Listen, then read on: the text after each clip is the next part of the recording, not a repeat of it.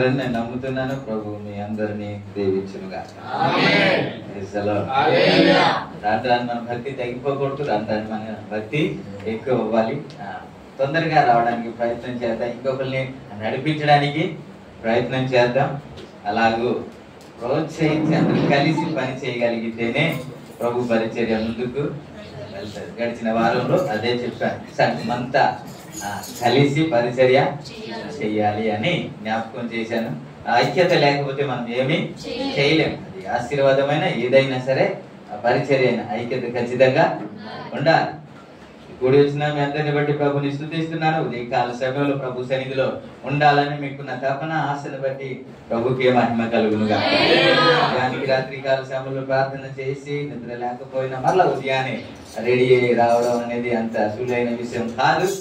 అది ప్రభు పట్ల ఉన్న మీకు ప్రేమ, మీకున్న ప్రభు పట్ల ప్రేమను బట్టి పరిగెత్తుకుంటూ వచ్చారని నేను నమ్ముతున్నాను. రాబోయే దినాలు ఇంకా మీరు ఆత్మీయంగా ఎదగాలని ఆశపడుతున్నాను. ప్రభు అలాగూ చేయుగా.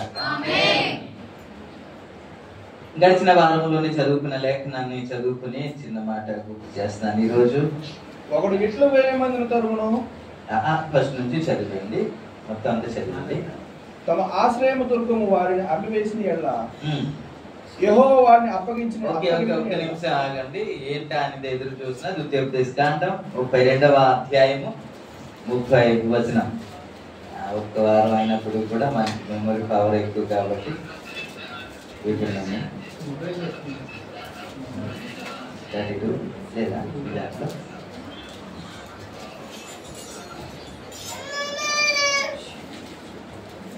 తీసారా? ఇప్పుడు చదవండి. తమ ఆశ్రయము దుర్గము వారిని అమ్మివేయని ఎడల యెహోవా వారిని అప్పగింపని ఎడల ఒకడు ఎట్లు 1000 మందిని తరుమును, ఇద్దరు ఎట్లు 10,000 మందిని పారద్రోలు. ప్రభు ఈ మాటలు ఆశీర్వదించును గాక.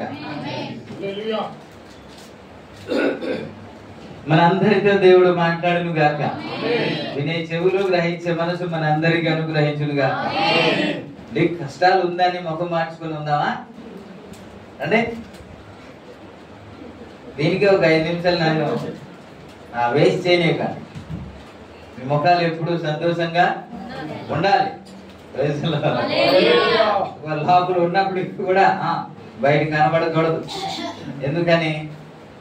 నీ దుఃఖాన్ని నాట్యముగా మార్చే దేవుడు మన దేవుడు. స్తోత్రం. పాటలు పాడుతుంటాం కదా, అరణ్య రోదన ఉల్లాసముగా మార్చే దేవుడు అని పాడుతూ ఎందుకు అలా ఉంటారు? కాబట్టి సంతోషంగా ఆనందంగా చిరునవ్వుతో వినాలని నా ఒక ఆశ. ప్రభు అలా నవ్వుతో నింపునుగా.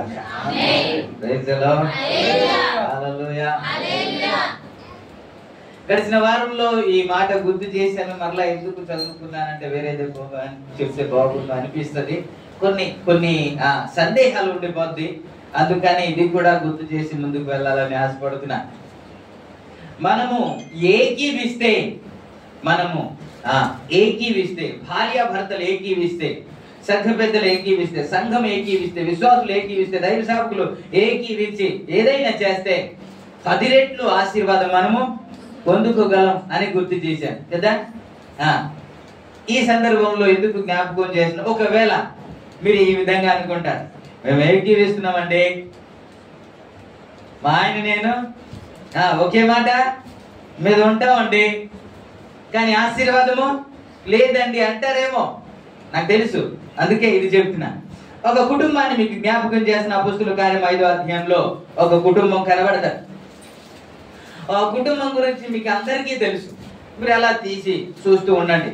అపొస్తలుల కార్యము 5వ అధ్యాయంలో అననీయ సఫీరా అని ఇద్దరు కనబడతారు మనకి. నేను అలా చూస్తూ ఉన్నాను. అవసరమైతే చెప్తాను, అప్పుడు చదువుతాను. నా వైపు చూస్తూ అప్పుడు కోపం ఉన్నా సరే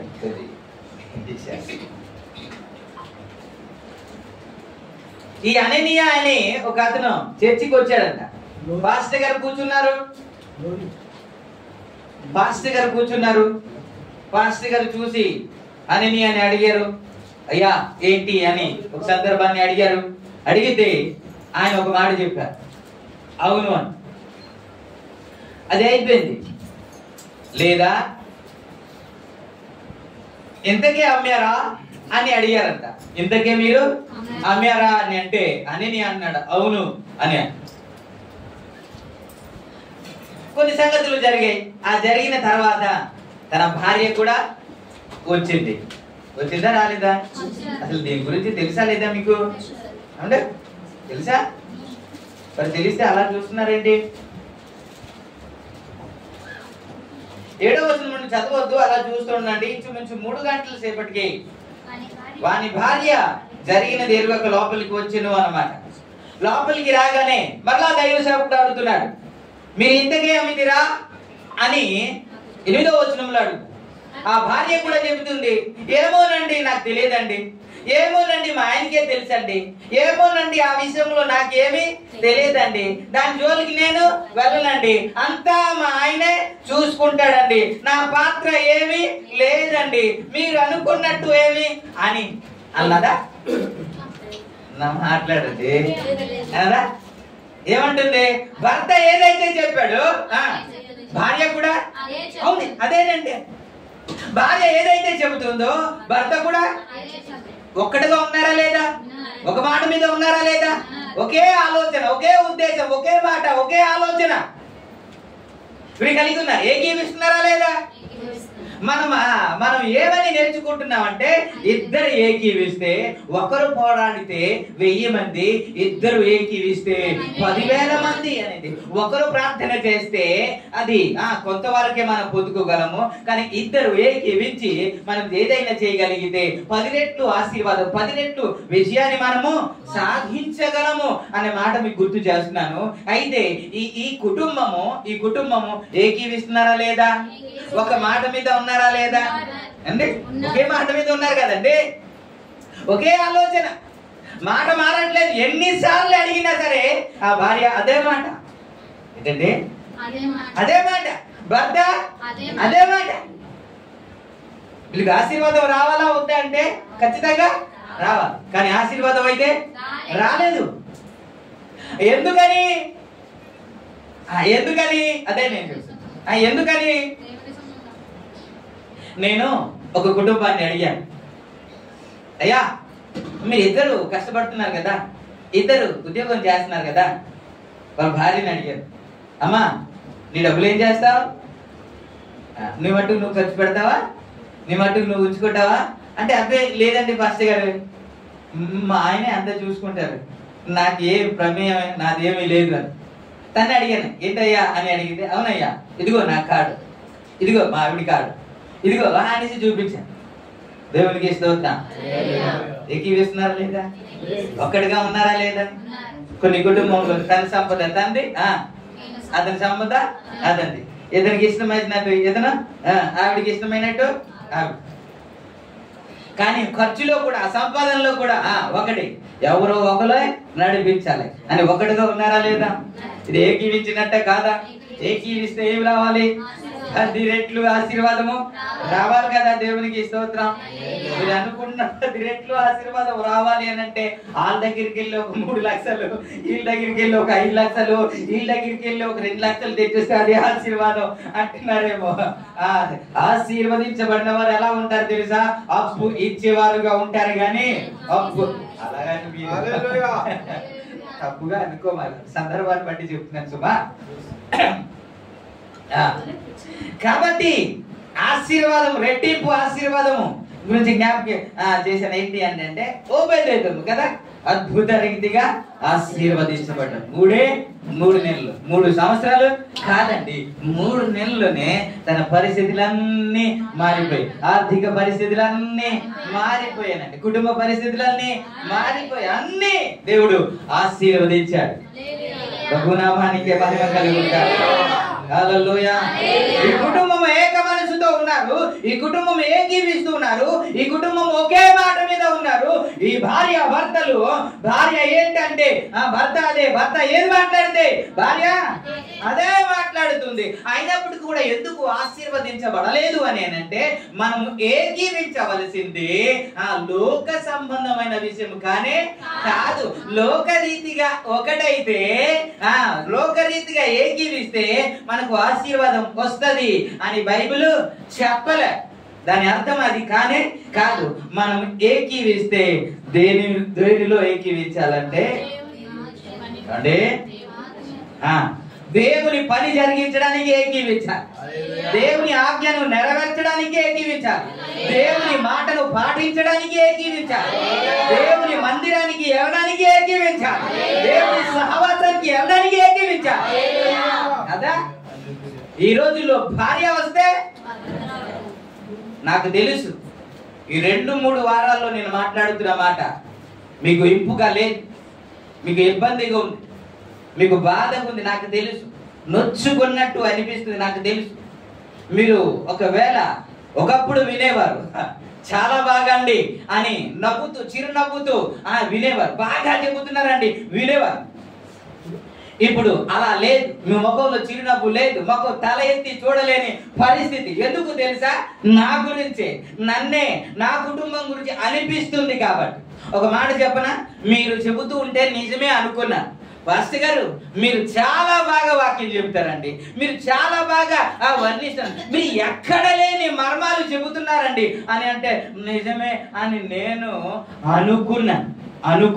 ఇంకోటి చెప్పనా, సరిగ్గా వాక్యము చెప్పారో లేదో అని తెలియాలని అంట ఒకడు పొగిడితే బాగా చెప్పినట్టు కాదంట. ఒక దైవ సేవకుడు మాట్లాడుతూ బాగా చెప్పారండి, సూపర్ గా చెప్పారండి, భలే చెప్పారండి అని అంటే బాగా చెప్పినట్టు కాదంట. మరి ఏమిటి అని అంటే వాక్యము చెబుతూ ఉంటే వాక్యం నిన్ను గుచ్చాలి, నిన్ను నొప్పి కలిగించాలి, నిన్ను ఇబ్బంది కలిగించాలి, నీకు బాధ అనిపించాలి, అది నాకే అన్నట్టు అనిపించాలి, అప్పుడే పని అయింది అని లెక్క అన్నాడు. దేవునికి హల్లెలూయా. ఇంజెక్షన్ ఎప్పుడు హాయిగా ఉంటదండి, టాబ్లెట్ ఎప్పుడు తీయగా ఉంటదండి, ఆపరేషన్ ఏమో సంతోషంగా ఉంటదండి. అది ఎప్పుడు సంతోషంగా ఉండదు, నొప్పిగానే ఉంటది. వాక్యము పని చేస్తుంది, బాగా చెప్పారు అని ఎప్పుడు అని అంటే తల కిందకి వెళ్ళిపోద్ది, ముఖంలో చిరునవ్వు ఉండదు, ఇది నాకే, ఇది నన్నే అని ఎప్పుడైతే అనుకుంటామో అప్పుడు వాక్యం లోపలికి వెళ్ళిందని కొద్దిగా గిలుతుంది అని దేవునికి. తప్పు మాట్లాడుతున్నానా? మీరు చూడండి, హెబ్రీ రాసిన పత్రిక 4వ అధ్యాయము, హెబ్రీ రాసిన పత్రిక 4వ అధ్యాయము 12వ వచనంలో దేవుని వాక్యము సజీవమై రెండంచుల గల ఎటువంటి ఖడ్గము కంటేను వాడిగా ఉండి ప్రాణాత్మలు కీళ్లను మూలుగులను విభజించునంత మట్టుకు దూరుచు హృదయంలో తలపులను ఆలోచనను. వాక్యం చేస్తుందంట, లోపలికి దూరుతుందంట, కీళ్లను మూలుగులను మొత్తం అన్ని విభజిస్తుందంట. దేవునికి స్తోత్రం. అలాగైతే సరిగ్గా చెప్పినట్లు. సూపర్, హల్లెలూయా హల్లెలూయా అంటే చెప్పినట్టు కాదట. మీరు కొద్దిగా తల దించుతూ ఉంటే నాకు అనిపిస్తుంది కొద్ది పని చేస్తుంది, అది ఎప్పటికైనా ఆరోగ్యం కానీ లోపల ఉంది, అది తీసేయాలి అని. ఆపరేషన్ చేసేటప్పుడు ఎవడు తట్టుకోలేడు, చాలా బాధగా ఉంటది. కానీ ఆపరేషన్ అవుతుంది అని అంటే వాడు బాగుపడతాడని అర్థం, ఆరోగ్యం వస్తుందని అర్థం, ఆశీర్వాదం దిగి వస్తుందని అర్థం కదా. హల్లెలూయా. వీళ్ళిద్దరు ఏకీవిస్తున్నారంట. కానీ ఏకీవించడం దేనికి ఏకీవిస్తున్నారంటే లోక సంబంధమైన దాని కొరకు ఏకీవిస్తున్నారు, దేవునికి విరోధంగా చేయడానికి ఏకీవిస్తున్నారండి. దేవుడు చెప్పలేని దాని గురించి ఏకీవిస్తున్నారు వీళ్ళిద్దరు. భార్యాభర్తల గురించి ఇలా చెప్పింది ఆదికాండం 1వ అధ్యాయం 4వ వచనంలో. ఇలా లాస్ట్ వీక్ కూడా మనం చదువుకున్నాము. పురుషుడు తన తల్లి, 2వ అధ్యాయము 24వ వచనం, పురుషుడు తన తల్లిని కాబట్టి పురుషుడు తన తండ్రిని తన తల్లిని విడిచి తన భార్యను హత్తుకొనును, వారు ఏక శరీరమై ఉందురు. ఇప్పుడు చెప్పండి ఈ వాక్యము ఎప్పుడైనా నెరవేరుతుందా? వారు ఏక శరీరము అని అంటే అవుతారు ఎప్పుడైనా? అంటే భార్య భర్తలు రెండు శరీరాలు కదండి, రెండా ఒకటా? మరి ఇదేం చెప్తుంది? ఏక శరీరం. ఒకటవుతారా ఎప్పుడైనా? ఒక శరీరం అవుద్దా? మనం అప్పుడప్పుడు వీడియో చూస్తూ ఉంటాం కదా, అది అయిందో లేదో తెలియదు కానీ ఆ ఇద్దరు పాపల పేరు ఏంటో తెలుసు. రెండు బుర్రలు అంటికిపోయాయి. చాలా ప్రయత్నాలు చేశారు. అంటే ఒకవేళ ఆపరేషన్ చేస్తే ప్రాణానికే ముప్పు ఉందని ఏ విధంగా చేయాలని డాక్టర్లు అనేసి అంత ప్రయత్నం చేశారు. సక్సెస్ అయిందో లేదో అది నాకైతే తెలియదు. బుర్ర రెండు కానీ కలిసిపోయి ఉంది. అలా శరీరం కలుస్తుందా? భార్యాభర్తలు కలుస్తారా? ఏమండి అవుతుందా? అవుతుందా? కానీ బైబిల్ ఏం చెప్తుంది? వారు ఏక శరీరమై ఉందురు అనే మాట చెప్తుంది. ఇది ఏంటి?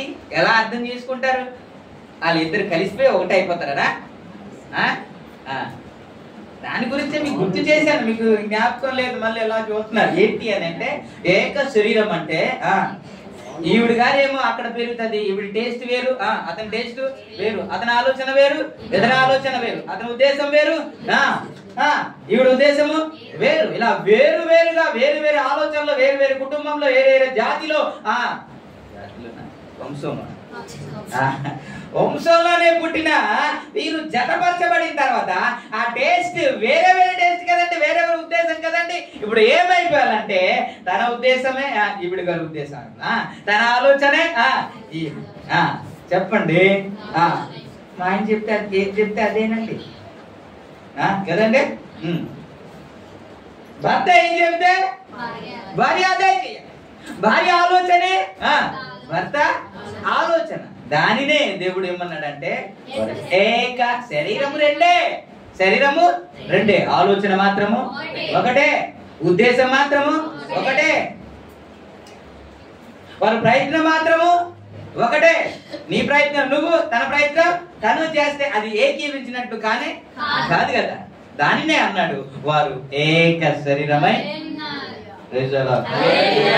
కానీ దేంట్లో ఏకీవిస్తున్నారు వీళ్ళు? దేవుడు ఏదైతే వద్దన్నారో దాంట్లో ఏకీవించి మేము ఏకీవిస్తున్నాంగా, మా ఆయనకి నేను ఏకీవిస్తున్నాంగా, మా ఆయన ఏం చెబితే అదే చేస్తున్నానుగా, ఆశీర్వాదం వచ్చేస్తుంది అంటే అవుద్దా? దేని విషయంలో ఏకీవించాలి అంటే చెప్పండి. దేవుని విషయంలో, దేవుని వాక్యాన్ని నేర్చుగా అంటే నెరవేర్చడం విషయంలో ఏకీవించాలి. మీరు ఒక్కలే వచ్చారు, కొంతమంది భార్యలే వస్తారు, కొంతమంది భర్తలే వస్తారు. నేను కించపరచట్లేదు, మీరు అందరు రావాలని నా ఆశ. కొంతమంది భర్తలే వస్తారు, కొంతమంది భార్యలే వస్తారు. ఇప్పుడు సంపూర్ణంగా వచ్చినట్ల, సగం వచ్చినట్ల, ఇద్దరు ఏకీవించినట్ల, ఏకీవించలేనట్ల. వీళ్ళిద్దరు ఒక్కడైపోయి ఏం చేస్తారు? ఈ రోజు హోల్ నైట్ కి మనం వెళ్ళకూడదు అని నిర్ణయం తీసుకుంటారు. వీళ్ళిద్దరు ఏకీవించినట్ట లేదా? మన ప్రేయర్కి వెళ్ళకూడదని వీళ్ళిద్దరు ఒకటైపోతారు. దేవునికి స్తోత్రం. ఏకీవించినట్ట లేదా? ఇప్పుడు ఆశీర్వాదం వస్తుందా? నువ్వు ఏకీవిస్తే దేంట్లో ఏకీవించాలి? దేవునికి స్తోత్రం. దేవుని సహవాసానికి వెళ్ళడానికి మనం ఏకీవించాలండి. సువార్త ప్రకటించడానికి ఏకీవించాలండి. పరిచర్య జరిగించడానికి ఏకీవించాలండి. ఒకరిని నడిపించడానికి ఏకీవించాలండి. ఒకరిని బలపరచడానికి ఏకీవించాలి. మీరు దిగండి అపొస్తలుల కార్యము 18వ అధ్యాయం 18వ అధ్యాయంలో ఒక కుటుంబం కనబడుతుంది. ఎవరో చెప్పండి, తీస్తేనే కానీ. ఓకే మీరు ఎప్పుడైనా మీరు దీని గురించి ఆలోచించారా? అకుల అనగానే ప్రెస్కిల్లా ఖచ్చితంగా వస్తారు. ప్రెస్కిల్లా అనగానే అకుల, ఏ దాసు అనగానే గౌరవ వస్తుందా? విజయరాజు అనగానే అనుష వస్తుందా? అంజీ అనగానే వస్తుందా? రాదే. మీరు ఎక్కడ చూడండి అకుల అనే దాంట్లో ప్రిస్కిల్లా ఉంటుంది. మీకు చూపిస్తాను. 18వ వచనం చదవండి. పౌలు బహుజనము అక్కడ ఉండిన తర్వాత సహోదరుల యొక్క సెలవు పుచ్చుకొని తన మొక్కుబడి ఉన్నందున కేంద్రీయాలలో తల వెంట్రుకలు కత్తిరించుకొని ఓడ ఎక్కి సిరియాకు బయలుదేరును. ప్రిస్కిల్లా అకులా అనువారు అతనితో కూడా. అండి నాకు కొద్ది నీరసం ముందు మీరు వెళ్ళిరండి, నేను ఈరోజు రావట్లేదు. మీరు వెళ్ళండి. ఈరోజు నైట్ ప్రేయర్ కి రావట్లేదు, ఈరోజు లక్షవరం ప్రేయర్ కి రావట్లేదు. మీరు వెళ్ళి రండి, దేవునికి ఇస్తూ వచ్చాం. అలా అక్కుల పిస్కిలా చేశారా? వాళ్ళిద్దరూ ఏకీవించి దేనికి వెళ్తున్నారు? ఒక దైవ సేవకులతో కలిసి పరిచర్యకి వెళ్తున్నారు. దేవునికి ఇస్తూ. ఇప్పుడు 26వ వచనంలో కూడా చదవండి. ఆ పేరు ప్రిస్కిల్లా అకులాయు విని చాలు చాలు చాలు. అంటే ఈ పేరు గురించి చేస్తే మళ్ళా మని వద్దాం. ఎక్కడ అకుల్లా రాయబడితే, ఎక్కడ ప్రిస్కిల్లా రాయబడితే, ఇద్దరు పేరు పరిశుద్ధాత్మ దేవుడు రాయించాడు. మొదటి కొరింథీ రాసిన పత్రిక 16వ అధ్యాయం 29వ వచనంలో కూడా అక్కడ కూడా అంటాడు. మొదటి కొరింథీ 16 29 19. ఆసియాలో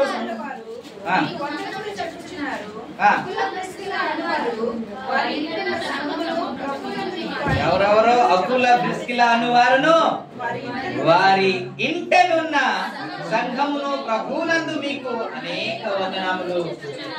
కూడా చూడండి, అకుల. రోమీయులకు రాసిన పత్రిక 16వ అధ్యాయము 3వ వచనంలో కూడా ఆ మాట మనం చూస్తాం. క్రీస్తు యేసునందు నా జత పనివారైన ప్రిస్కిల్లాయును అకులకును నా వందనములు. 2 తిమోతి 4:19 ఒకసారి చదవండి.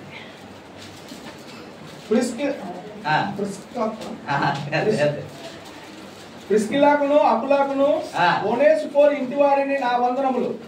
దేవునికి హల్లెలూయా హల్లెలూయా. ఇవన్నీ ఎందుకు చెప్పాను తెలుసా?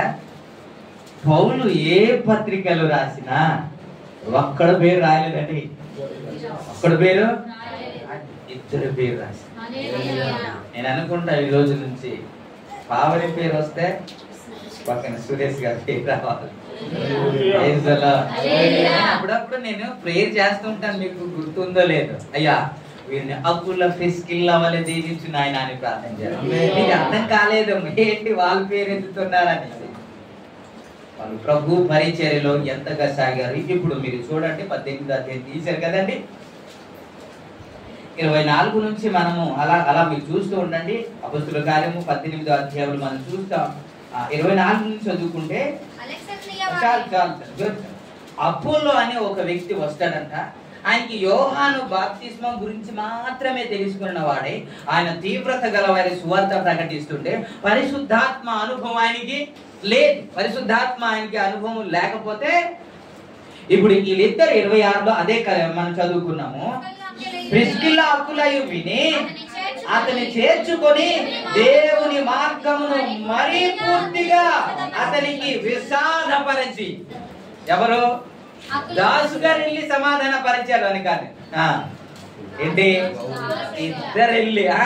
ఇద్దరు కలిసి ఒకరిని బలపరుస్తున్నారు. పరిచర్యలో విడిపోలేదు సార్ వీళ్ళు. పరిచర్యలో ఇద్దరు కలిసే చేస్తున్నారు. పని ఇద్దరు కలిసే చేస్తున్నారు, పరిచర్య కూడా ఇద్దరు కలిసే చేస్తున్నారు. అందుకే ప్రతి చోట ఇద్దరు పేరు దేవుడు రాస్తూ ఉన్నారు. ఈ ఇద్దరు కూడా ఏకీవించారు. మనం అననీయ సఫీరా గురించి చూస్తాము, వాళ్ళు చచ్చినట్టు మనం చూస్తాం. కానీ దేని విషయంలో ఏకీవించారో, దేవునికి ఏదైతే వ్యతిరేకం ఉందో దాని గురించి ఏకీవిస్తున్నారు. అలా ఏకీవించి మీరు ఆశీర్వాదము. ఇప్పుడు నేను వస్తాను. మనము కూడుకుంటే, మనమందరం ఏకీవిస్తే, మనం అందరం ఏకీవించి ఎక్కడ కూడుకున్నా సరే అది దేవునికి మహిమార్థమై జరగాలి. దేవునికి మహిమార్థమై. ఎవరైనా చుట్టాలు వచ్చారనుకోండి, మనతో కలవడానికి, మనతో సహవాసము చేయడానికి ఎవరు వచ్చినా జరిగేది ఏంటో తెలుసా? ప్రార్థనకే భంగం కలుగుతుంది. మీరు ఇప్పుడు కొరింథీ రాసిన పత్రిక 10వ అధ్యాయము 31వ వచనంలో చూస్తే, కాబట్టి మీరు భోజనము చేసినను పానము చేసినను మీరేమి చేసినను సమస్తము దేవుని మహిమ కొరకు చేయండి. అదేంటండి? భోజనం చేసినా దేవునికి మహిమ రావాలండి. ఆలోచించారా? ఎప్పుడైనా ఆలోచించారా? మనము భోజనం చేసినా దేవునికి మహిమ రావాలి. మీరు ఎక్కడికి వెళ్ళినా దేవుని మహిమ కొరకే చేయాలి. దేవునికి స్తోత్రం. హల్లెలూయా. మీరు ఏర్పరచబడిన వారా కాదా? ఏమండి? పిలువబడిన వారా కాదా? మీరు ఏర్పరచబడిన వారే కదా. అందుకే దానికి పేరు చూజన్ జనరేషన్ ప్రేయర్ గ్రూప్ అని పెట్టారు. ఏంటంటే ఏర్పరచబడిన వారి ప్రార్థన గుంపు అని పెట్టాం. మీరు ప్రార్థన చేయడానికి ఏర్పరచబడ్డారు. మీరు ప్రార్థన యోధులు లేక సైనికులు.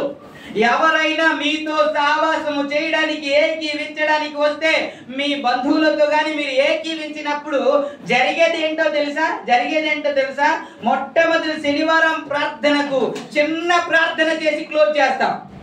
మీరు చెప్పండి, ఎవరికైనా మీరు ఏకీవించేటప్పుడు, ఎవరైనా నీ దగ్గరికి వచ్చి సహవాసం చేయడానికి ఏకీవించడానికి వచ్చేటప్పుడు నీ ప్రార్థనకు భంగం కలిగిందా, లేకపోతే ప్రార్థన కంటిన్యూ అయిందా?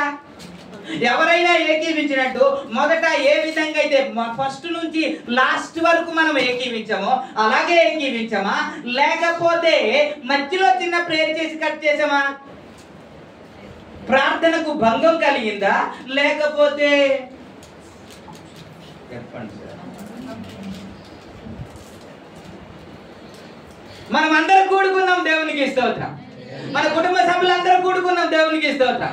ఒక చోటకు చేరుకున్నాం, దేవునికి స్తోత్రం. గట్టిగా అనట్లేదు. నా దగ్గరికి కూడా వచ్చినట్టు ఉన్నాడు అన్నట్టు. నీ దగ్గరికి ఎందుకు వస్తాను? వాక్యంలోనే ఉంటా. మనం అందరం కూడుకున్నాం. ఆ ఐక్యత ఎవరిలో లేదండి. అన్నదమ్ములకి ఐక్యత ఉండట్లేదు. వాళ్ళింటికి వీళ్ళెళ్ళరు, వీళ్ళింటికి వాళ్ళెళ్ళరు. అందరూ ఐక్యతగా ఒకటిగా ఉండడం గొప్ప విషయం కదా. అందరూ కలుసుకుంటాం, తరచుగా కలుసుకుంటాం, ఎప్పుడు ఖాళీ దొరికితే కలుసుకుంటాం, మంచిదే. నేను దానికి అభ్యంతరం నేను చేయట్లేదు. కానీ నువ్వు కలుసుకునేటప్పుడు ప్రార్థనకు అభ్యంతరం కలిగిందా, కలగలేదా? నువ్వు ఇంట్లో ఉండేటప్పుడు మోకాల మీద ఉండి ప్రార్థన చేస్తావు కదూ. మీరు అందరు కలిసినప్పుడు మోకాల మీద ఉండే ప్రార్థన చేస్తున్నారా? మీరు ఇంట్లో ఉండేటప్పుడు ఫస్ట్ నుంచి లాస్ట్ వరకు ప్రార్థనలో ఏకీవించారుగా. మీరు అందరూ కలిసేటప్పుడు ఫస్ట్ నుంచి లాస్ట్ వరకు ఉన్నారా? అభ్యంతరం కలగక మానదు. ఎవరి వలన అభ్యంతరం కలుగుతుందో వారికి శ్రమ అనలేదు కదా? అనలేదా? మరి ఇప్పుడు చెప్పండి, మనం ఏకీవించాం కదా, కూడుకున్నాం కదా. మనం కూడుకుంటే అపొస్తలుల కార్యం 1వ అధ్యాయం 14వ వచనం ప్రకారంగా మనము కూడుకుంటే ప్రార్థన చేయడానికి కూడుకోవాలి. మనం కూడుకుంటే మనము కొరింథీ రాసిన పత్రిక మనం చదువుకున్నాం కదా. మీరు భోజనము చేసినాను, పానము చేసినాను దేవుని మహిమ కొరకే ఏదైనా చెయ్యాలి అని చెప్తే, మనము కూర్చున్నప్పుడు, మనం కలిసినప్పుడు దేవునికి మహిమే రావాలి. నీ ప్రార్థన జీవితానికి తగినట్టుగా ప్రవర్తించాలి. ఎలాగా? ఇప్పుడు ఎప్పుడైతే మీరు కలుస్తున్నారో, అది ఆత్మీయులు కావచ్చు, ఆత్మీయత లేని వారితో కావచ్చు, కలుస్తున్నారు కదా. మీరు కలిసినప్పుడు మీరు పరిశుద్ధమైన జీవితానికి తగినట్టుగానే ఉంటుందా? ఆత్మీయ జీవితానికి తగినట్టుగానే ఉంటుందా? ప్రార్థన జీవితానికి తగినట్టు ఉంటుందా? ఒక ఆయన, నేను పెద్ద ఆయన్ని కలిశాను. నేను పెద్ద ఆయన్ని కలిసిన తర్వాత ఆయన ఉన్నత అధికారి. ఆయన నాతో మాట్లాడుతున్నారు. కొంతమంది ఉన్నారు, ఆయన మాట్లాడుతున్నారు. ఆయన ఉన్నత అధికారి కాబట్టి జోక్ చేస్తున్నారు. ఆయన జోక్ చేస్తున్నారు, అందరు నవ్వుతున్నారు. కానీ ఆయన మాత్రం నవ్వట్లేదు. అందరు నవ్వుతున్నారు, ఆయన మాత్రం. కాబట్టి ఎందుకు తెలుసా? ఆయన ఒక అధికారి కాబట్టి, ఒక ఉన్నత స్థాయిలో ఉన్నాడు కాబట్టి ఎవరితో పడితే ఎలా పడితే అలాగా నవ్వకూడదు. ఎలా పడితే అలా జోక్స్ ఏసి వాళ్ళతో పాటు నవ్విస్తున్నాడు. కానీ తన స్టాండ్ లో ఉన్నాడు. దేవునికి స్తోత్రం. హల్లెలూయా. అక్కడికి వెళ్ళొద్దు నేను అనట్లేదు, మీరు ఎక్కడికైనా వెళ్ళండి, ఎవరితోనైనా కలండి, ఎక్కడైనా కూడుకోండి. మీరు కూడుకుంటే దేవుని మహిమ కొరకే కూడుకోవాలి. మీరు కూడుకుంటే ప్రార్థన ఎక్కువ జరుగుతుందా? మీరు కూడుకుంటే ఎక్కువ పాటలు పాడుతున్నారా? మీరు కూడుకుంటే అందరు కలిసి గృహ కూడిక జరుగుతుందా? అభ్యంతరం కలుగుతుందా? మరి ఏకీవించాలా లేదా? మీరు ఏక మనసుతో ఉన్నారా లేదా? లేదా ఏకీవించారండి, ఏక మనసుతోనే ఉన్నారు. ఆ ఏకీవించడం దేంట్లో ఏకీవించాలి సార్? కాబట్టి మన ప్రార్థనకు అభ్యంతరము. మీరు ఏమనుకుంటున్నారు? అయ్యా నేను అనుకుంటాను ఆర్మీ ఒరిస్సాలోనే, తర్వాత రకరకాల తమిళనాడు ఇలా ఉన్నారు కదా, మిక్స్ చేసేస్తారా? లేకపోతే ఏ ఏరియాకి ఆ ఏరియాకి అలా సపరేట్ పంపిస్తుంటారా? మిక్సింగ్. ఏది ఏమైనా ఓకే, మిక్సింగ్. ఏదేమైనా సైనికులే పని చేయడం మానేసి పడుకుంటే ఏం జరుగుతుంది అంటే మనం నెమ్మదిగా పడుకోగలమా? మనకి ఏం జరగదా? ఏ నష్టం జరగదా? జరుగుతాయి కదా. ఎందుకని? వాళ్ళు కాపులో ఉండవలసిన వారు పడుకున్నారు కాబట్టి. ఇప్పుడు చెప్పండి, మీరు సైనికులా లేదా? మీరు యోధులా కాదా? ప్రార్థనా యోధులా కాదా? మీరు బయట చేసేవారా కాదా? దేవునికి నాకు తెలుసు, కలుగుతారని తెలుసు. మీరు పడుకుంటే ఏం జరగదా? వాళ్ళు పడుకుంటే ఏమో మనకేమో నష్టం కలుగుతుందంట. మనం పడుకుంటే మరి ప్రార్థన చేయడానికే కదండి మనం ఏర్పరచబడ్డాం. ప్రార్థన గుంపులో దేనికున్నా మరి పడుకుంటే ఏ నష్టం జరగదా? ఆ రోజు మీరు ప్రార్థన చేస్తే ఎంతమందో రక్షించబడతారు, ఎంతమందో బలపరచబడతారు, ఎంతమందో నిలబడతారు, ఎంతమందో అపాయం నుండి తప్పించబడతారు. ఆ ప్రార్థన చేయకుండా ఏదైనా భంగం చేసిందంటే అది ఎంత ఏకీపించినా అది నీకు ఆశీర్వాదం కానీ కాదు. ఇద్దరు ఏకీపిస్తున్నారు. ఎవరు? అననీయ సఫీరా ఏకీవిస్తున్నారు కానీ ఆశీర్వాదం రాలేదు సార్. ఆశీర్వాదానికి బదులు ఏమొచ్చింది? ఏమొచ్చిందండి? ప్రభు నామానికి అందుకే చెప్తున్నాను, మీరు భోజనం చేసినా పానము చేసినా ఆయనకి ఆ భోజనంలో కూడా దేవునికి మహిమ రావాలంటే అదే చెప్తున్నా. మరి ఎలా పడితే అలాగా కాదు, అందులో కూడా దేవుని మహిమ రావాలి, దేవునికి మహిమ పరచాలి, దేవునికి ఇస్తారు. మీరు కూడుకుంటున్నారు కదా, ఇక నుంచి ఏం చేస్తారు తెలుసా? కూడుకునేటప్పుడల్లా ప్రార్థన పెట్టండి. మీరే కూడుకునేటప్పుడల్లా అందరినీ కూర్చోబెట్టండి. కూడుకున్నారు కదా, కూర్చోబెట్టండి. మీరు పాటలు పాడండి, ఎక్కువ ప్రార్థన చేయండి, ఎవరో ఒకరు వాక్యం చెప్పండి. ఇలా జరిగితే కదా దేవునికి మహిమ వస్తుంది. అది ఏమి జరగదు, ఏమీ జరగదు. తినుము త్రాగుము. నేను బిర్యానీ తినలేదంట, బిర్యానీ తింటే తినకపోతాడు, తినడానికే కదా కలుసుకున్నా, ఇంకా ఎప్పుడు జరగలేదు కదా. అది ప్రార్థనకి భంగం అయింది, మీ ప్రార్థన జరగలేదు, మీరు పాటలు పాడలేదు. మీరేం చేస్తున్నారు?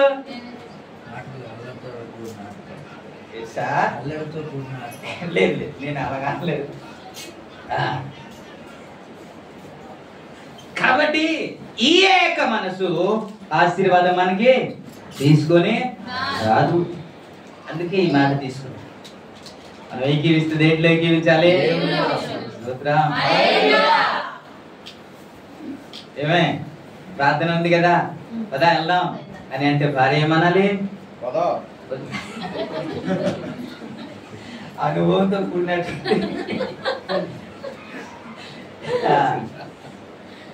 అప్పుడే సార్ రెట్టింపు ఆశీర్వాదం వస్తుంది. అందుకే అప్పుల ప్రిస్కిల్లా గురించి జ్ఞాపకం చేశాను. ఇద్దరు దేనికైనా సరే, పౌలు వెళ్తున్నారు కదా, దైవ సభకి వెళ్తున్నారు కదా, పదా ఆయనతో పాటు మనం వెళ్దాం అంటే పదండి అని బయలుదేరిపోయిందండి. అది ఏకీవించడం అంటే. మన పరిచర్యకి ఏకీవించాలి, దేవునికి స్తోత్రం. ఒకరిని బలపరచడానికి ఏకీవించాలండి, ఒకరిని ప్రభు చెంతకు నడిపించడానికి ఏకీవించాలి. విహారయాత్రకి వెళ్ళండి, బీచ్కి వెళ్ళండి, కానీ బీచ్కి వెళ్ళినందుకు విహారయాత్రకి వెళ్ళినందుకు ఏదవుతుంది? ఆ రోజు ప్రార్థన కట్ అయింది కదా. సరే ఏమనుకోవద్దు, నేను బయట ఉన్నాను, చిన్న ప్రార్థన చేసి ప్రభావం చేసుకోవచ్చాం, వాళ్ళు దేవించు ఆశీర్వదించు అడుగుతుంది ఆమె. మన పని మనం ఆటంకం అయిందా లేదా? ఖచ్చితంగా ఆటంకం. మనం ఏమి చేసినా సరే, ఎక్కడికి వెళ్ళినా సరే, ఏం చేసినా దేవుని మహిమార్థమే చేయాలి. హల్లెలూయా. ఆ విధంగా చేయగలిగితేనే మనం దేవుడు అబ్రహామును పిలిచినప్పుడు అంట భార్యకి పిలిచి ఉండడా లేదా గమండించి ఉండడా? దేవుడు నన్ను పిలుస్తున్నాడు వెళ్దామా అనేటప్పుడు ఇద్దరు కలిసి వచ్చేసారండి. ఇద్దరు కలిసి వచ్చేసారు. ఆ ఎక్కడికి వెళ్ళాలో తెలియదు, ఏ ఊరో తెలియదు, అడ్రస్ తెలియదు, అక్కడ ఇల్లు ఉందో లేదో తెలియదు. సిటీ వదిలేసి పల్లెటూరుకు వచ్చేయమంటాం. నేను అక్కడ ఎలా ఉండాలి, అందరిని వదిలేసి ఎలా ఉండాలి? అలా ఏమందా? అబ్రహామును దేవుడు అన్ని విషయంలో దీవించాడని 24వ అధ్యాయంలో మనం చూస్తాం కదా. అన్ని విధాలుగా దీవించాడని మనం చూస్తాం కదా. ఈ దీవెన ఎలా వచ్చింది? అలా దీవెన ఆయన పొందిన ఆశీర్వాదం యేసుక్రీస్తు ద్వారా ఇప్పుడు మనకు వస్తుందంట. ప్రభునామానికి మహిమ కలుగును. ఇలాగ ఆశీర్వదించబడ్డానికి ఏమైనా ఆయన మనిషిలో ప్రత్యేకమైన వాడు కాదు కదా. ఆయన కూడా మనలాంటి మనుషుడే కదా. అయినప్పటికీ కూడా ఎందుకు ఆ విధంగా వారు ఆశీర్వదించబడగలిగారంటే దేవుని మాటకు చేయడానికి, లోబడ్డానికి, పాటించడానికి ఎప్పుడైతే భర్త ఏకీవిస్తే భార్య కూడా దానికి ఏకీవించాలి. దానిని ఏమంటారు తెలుసా? లోబడ్డం అంటారు. దాన్ని ఏమంటారు? మీరు పేతురు రాసిన పత్రిక 3వ అధ్యాయంలో దాని గురించి మీరు చూస్తారు కదా. 3వ అధ్యాయంలో 5వ వచనంలో మనం చూస్తాం కదా. అటువలే పూర్వము దేవుని ఆశ్రయించిన పరిశుద్ధ స్త్రీలను తమ స్వపురుషులకు లోబడి ఉండుట చేత ఆ ప్రకారమే సారా అబ్రహాము యజమానుడని పిలుచుచు అతనికి లోబడి ఉండెను. మీరు యోగ్యముగా నడుచుకొనుచు ఏ భయమునకు బెదరకుండా ఉండి అట్లా ఆమెకు పిల్లలగుదురు. ఎప్పుడు పిల్లలగుతారంట? మీరు కూడా ఏకీవిస్తే. ఎవరిని ఏకీవించాలి? ఏమంటే ఇది కూడా చెప్పడానికి భయపడుతుంది. మీ భర్తలకి మీరు ఏకీవించాలంటే అది కూడా భయపడుతుంది ఏంటంటే. సారా ఏమో అబ్రహాముకు లోబడింది అనే మాట వింటూ మీరు కూడా ఏకీవించాలంటే నేను ఏకీవించాలా? అది ఒకటే ఇంకోటి అయితే చెప్పండి. అరే ఏకీవిస్తేనే ఆశీర్వాదం అండి. అదే మాట్లాడుతున్నాం కదా. ఆశీర్వాదం ఎలాగా? ఇద్దరు ఏకీవిస్తే. దేనికి ఏకీవిస్తున్నారు? సారా దేనికి ఏకీవించింది? కానాను అంటే నీ కన్నీరు దేశం, లేకపోతే సొంత ఊరుని, లేకపోతే అన్నిల ఊరిని నువ్వు విడిచిపెట్టి నేను చూపించబోయే దేశానికి, లేకపోతే కానాను దేశానికి, వాగ్దానము చేసిన దేశానికి నువ్వు రావాలి అని దేవుడు పిలిస్తే దానికి విధేయత చూపించాడు అబ్రహాము. దానికి లోబడింది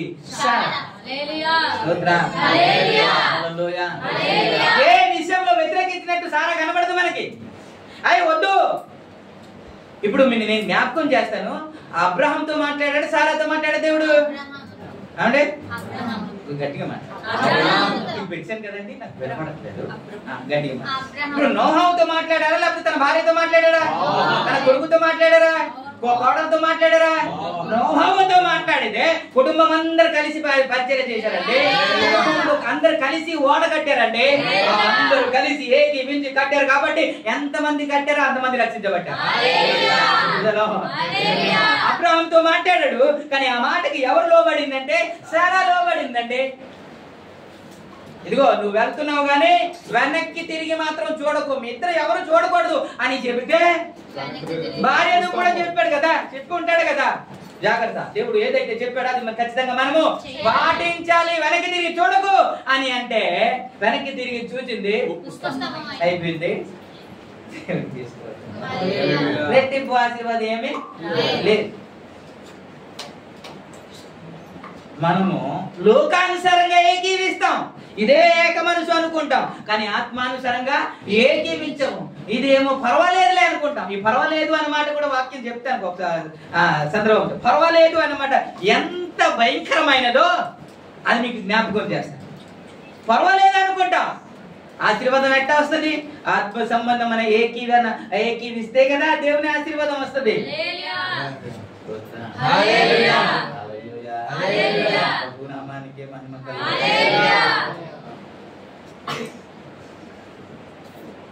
ఇందులో ఉండకుండా ఇంకా కొంచెం పరిస్థితులు బట్టి జ్ఞాపకం.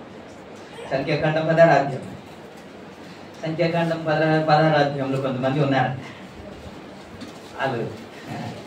వాళ్ళు కలిసి దాతాను, అభిరాము, కోరాహు అని వీరందరూ కలిసి వారితో పాటు 206 మంది ఏకీరించి 1, 2, 3 వచనాల్లో ఉంటది.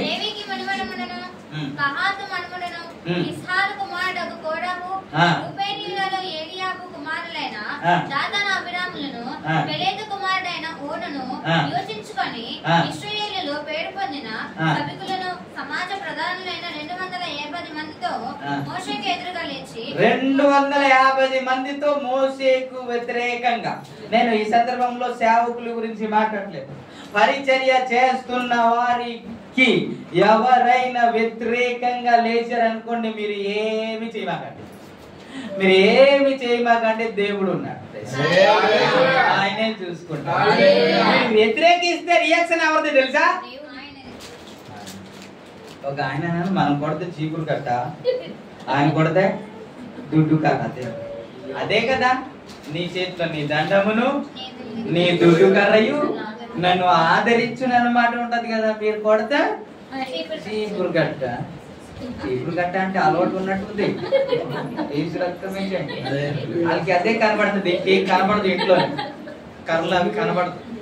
ఈ మూల ఉంటది కదా, అది వాడకండి, దేవుడు చేసిన ఆశీర్వాదం కానే కాదు. యజమానుడు అని లోబడితే ఆశీర్వాదం. ఏమని? యజమానుడు. లోబడుటలో గొప్ప ఆశీర్వాదం.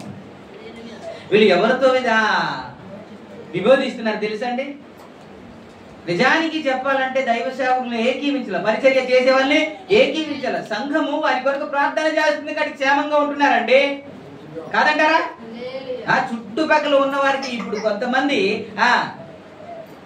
క్రైస్తవులు అంటే బాధపడుతున్నారు, కానీ ఏ మతము ఎవరి వరకు ప్రార్థన చేయదు, తన మట్టుకు వారే ప్రార్థన చేసుకుంటాం. కానీ క్రైస్తవ మతం ఒక్కటే అందరి కొరకు ప్రార్థన చేయాలి.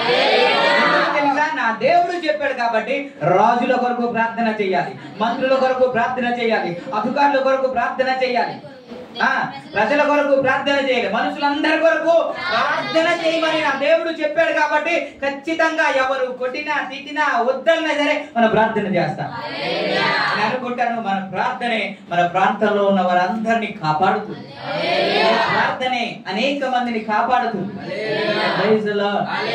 అలాంటి పరిచర్య చేసే వారికి వీరు వ్యతిరేకంగా లేచారంట.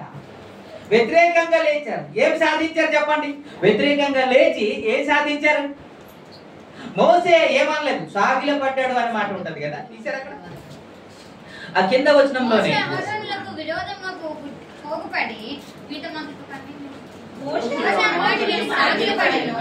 మీరు నేను చెప్పిన తర్వాత ఆ ముక్క ఒకటి చదివితే ఏం చేయండి? సాగిలపడి నమస్కారం అలా చేయొద్దయ్యా, అది మంచిది కాదు, మీకు కూడా ఆశీర్వాదం కాదు, మీకు హాని చేసే వ్యక్తి కాదు, దేవుని మాట మీకు తెలియజేసే వ్యక్తి, నీ పక్షాన ఆ దేవునికి మీ మాటలు తెలియజేసే వ్యక్తి, అంతే తప్ప నేను మీకు హాని చేసే వ్యక్తి కాదు అని చెప్పినప్పటికీ కూడా వారందరూ ఏకీవించి ఎవరైతే ప్రార్థన చేస్తున్నారు, ఎవరైతే వారిని నడిపిస్తున్నారు, ఎవరైతే వారికి సహాయం చేస్తున్నారు, వారి మీదకి లేచి ఏం చేశారు? ఏదో చేద్దాం అనుకున్నారంట. ఏం జరిగింది? దాన్ని ఎవరు టేకప్ చేశారు? ఎవరు సీరియస్ గా తీసుకున్నారు? మనకి శత్రువులు ఎవరు లేరండి. మనకి శత్రువులు ఎవరు? బైబిల్ చెప్తుంది, ఒకవేళ శత్రువు అని భావించే మీ శత్రువులు సైతం ప్రార్థనలో ప్రేమించమన్నది కదా. మిమ్మల్ని హింసించిన వారి కొరకు ప్రార్థన చేయమన్నది. మనకి ఎవరు శత్రువులు లేదు. కొన్ని శత్రువులు అని భావిస్తే ఇంకా వారి కొరకు ప్రార్థన మనము చేయాలి. ప్రభునామానికి మహిమ హల్లెలూయా. కొంతమంది కోడలికి అత్తే శత్రువు కాబట్టి ప్రేమించండి. మీరు శత్రువు అనుకుంటున్నారా? ప్రేమించండి. హింసిస్తున్నారు అనుకుంటున్నారా? ప్రార్థన చేయండి. ప్రభు మనకి నేర్పించింది అదే. అంతకంటే ఇంకోటి, పగ తీర్చుట మీ పని కాదు. పని పగ తీర్చుట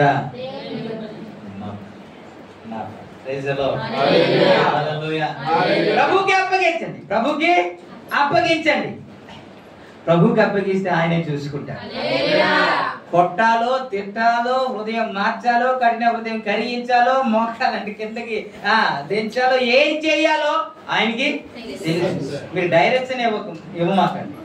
ప్రభువా ఇలా చేయనైనా, అలా చేయనైనా, ఆయనకి తెలుసు ఏం చేయాలో. ఆయనకి తెలుసు. గడ్డి మేపినట్టు చేస్తేనే కానీ ఆయనకి బుద్ధి రాదు అని నెబుకద్నెజరుకి ఆ గడ్డి మేపినట్టు చేశాడు. కాబట్టి మనం ప్రభువుకు డైరెక్షన్ ఇవ్వడం కాదు, సలహా ఇవ్వడము కాదు, ఇలా చేయమని ప్రార్థన మాత్రమే చేయాలి. అందుకే మనకు విరోధముగా రూపించబడిన ఏ ఆయుధము జ్ఞాపకం చేసుకో. ఎప్పుడు కృంగిపోవాక, ఎప్పుడు కృంగిపోం.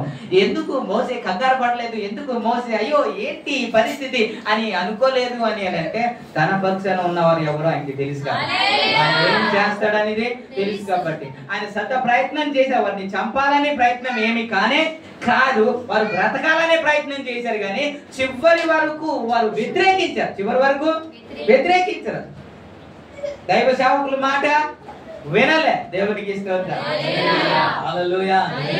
ఏరియాలో ఈ సంఘం ఉంది అని అంటే దేవుడు ఏదో ప్రణాళిక ఉంది. Praise the lord. హల్లెలూయా. ఏ నష్టము కలగకుండా కాపాడడానికే దేవుడు ఇక్కడ సంఘాన్ని పెట్టాడు. అందుకే ప్రతి నెల మనం ప్రార్థన చేస్తున్నాం అందరి కొరకు. ప్రభునామానికి మహిమ. ప్రతి ఉదయాన మన అందరి కొరకు ప్రార్థన చేస్తున్నాం. ఆ ప్రార్థనే అందరినీ నడిపిస్తుంది. అయితే ఈ మాట ఎందుకు తీసుకున్నాను అని అంటే వారు ఏక మనసుగా ఉన్నారు. వారు ఏకీవిస్తున్నారు. కానీ దేంట్లో ఏకీవిస్తున్నారు? దేంట్లో ఏకీవిస్తున్నారంటే పరిచారకులను వ్యతిరేకించడానికి, సేవ చేసే వారిని వ్యతిరేకించడానికి, దైవ సేవకుల్ని ప్రభునామానికి వాళ్ళు ఏక మనసుతోనే ఉన్నారు కానీ దీవించబడలేదు. ఏకీవిస్తూనే ఉన్నారు కానీ ఆశీర్వాదం అయితే రాలేదు. రెండంతుల ఆశీర్వాదం వారి మీదకి రాలేదు. ఎందుకని అని అంటే దేంట్లో ఏకీవించాలి, ఎవరితో ఏకీవించాలి, ఎవరితో ఏకీవించకూడదో వారికి తెలియలేదు. దేవునికి స్తోత్రం. హల్లెలూయా. కొరింథీ రాసిన పత్రిక 2వ కొరింథీ పత్రిక 6వ అధ్యాయము 14వ వచనంలో ఏమని ఉంటది? మీరు అవిశ్వాసులతో జోడిగా ఉండకూడదు. అవిశ్వాసులతో జోడిగా ఉండకూడదు. నీతికి దుర్నీతితో ఏమి సాంగత్యము? దుర్నీతికి ఏమి సాంగత్యం? వెలుగునకు చీకటికి ఏమి పొత్తు? క్రీస్తునకు బెలియాలికి ఏమి సంబంధం? అవిశ్వాసికి విశ్వాసికి పాలెక్కడది అని చెబుతున్నాడు కదా. మనం ఎవరితో కలవాలో, ఎవరిలో ఏకీవించాలో. కొంతమంది భార్య భర్తలు ఇలా ఉంటారు. భర్తకి ఏకీవించరు, తల్లికి ఏకీవిస్తారు కదా. ఎవరికి ఏకీవించాలి? భర్తకి. వీళ్ళు ఎవరిని ఏకీవిస్తారు? నువ్వు చెప్తే చెప్పు, నేను మాత్రం మా అమ్మ మాట దేవునికి ఇస్తాను. అందుకేగా ఇది గొడవలు, అందుకేగా ఈ సమస్యలు. ఎవరిని ఏకీవించాలి? నిజానికి వీరు 250 మంది మోసేకు ఏకీవిస్తే ఆ సమస్య ఉండేది కాదండి, ఆ కష్టాలే ఉండేది కాదు. దేవునికి స్తోత్రం. అందుకే గడిచిన వారం ఏం చెప్పానంటే మనం దైవ సేవకులు విశ్వాసులకి ఏకీవించాలి. విశ్వాసులు దైవ సేవకులకి, విశ్వాసులు పెద్దలకి, సంఘ పెద్దలు విశ్వాసులకి, అలా ఏక మనసుతో మనం పరిచర్య చేయగలిగితే అలనాడు సంఘం ఎలాగైతే అభివృద్ధి చెందిందో ఈనాడు కూడా అలాగే అభివృద్ధి. ఇలా చేస్తే ఆశీర్వాదం, ఆత్మ సంబంధంగా ఏకీవిస్తే ఆశీర్వాదం ఉంటది. లోక సంబంధంగా ఏది ఏకీవించినా మనకి ఆశీర్వాదం ఉండనే ఉండదు. ప్రభు ఈ మాటలు ఆశీర్వదించునుగా.